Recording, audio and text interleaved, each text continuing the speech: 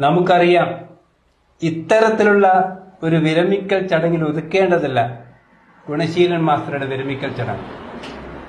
വിപുലമായ വാർഷികാഘോഷം നമുക്ക് മുന്നിലുണ്ട്. ഇപ്പോൾ ഇവിടെ നടക്കുന്നത് നമ്മൾ നേരത്തെ നിശ്ചയിച്ചതുപോലെ സഹപ്രവർത്തകരുടെ ഒരു ഉപഹാര ചടങ്ങാണ്, ഉപഹാര കൈമാറ്റമാണ്. ഉപഹാര സമർപ്പണത്തിന് വേണ്ടി നമ്മുടെ സ്റ്റാഫ് സെക്രട്ടറി വീണ ടീച്ചറെ സഹർഷം ക്ഷണിക്കുകയാണ്. നമസ്കാരം. നേരത്തെ മാഷ് പറഞ്ഞതുപോലെ നമ്മുടെ സ്കൂളിനൊരു തീരാ നഷ്ടമാണ് ഗുണശീലൻ മാഷുടെ വിരമിക്കല്. നമുക്കറിയാം, വളരെ നല്ല ശുഷ്കാന്തിയുള്ള ഒരു അധ്യാപകനാണ് അദ്ദേഹം. ഒരിക്കലും സ്കൂളിന്റെ ഓട് പൊട്ടിയപ്പോൾ കോരിച്ചെരിയുന്ന മഴ പോലും കൂസാതെ പൊട്ടിയ ഓട് മാറ്റാൻ വേണ്ടി കയറിയപ്പോഴാണ് ഞാൻ ഗുണശീലൻ മാഷുടെ ശുഷ്കാന്തി ആദ്യമായിട്ട് കാണുന്നത്.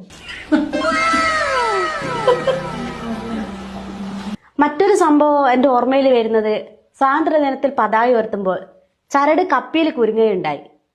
അതിസാഹസികമായി കൊടിമരത്തിൽ വലിഞ്ഞു കയറി അതിന്റെ കുരുക്കയക്കുമ്പോഴാണ് ഗുണശീലൻ മാഷുടെ ശുഷ്കാന്തി പ്രത്യേകം എന്റെ ശ്രദ്ധയിൽപ്പെടുന്നത്.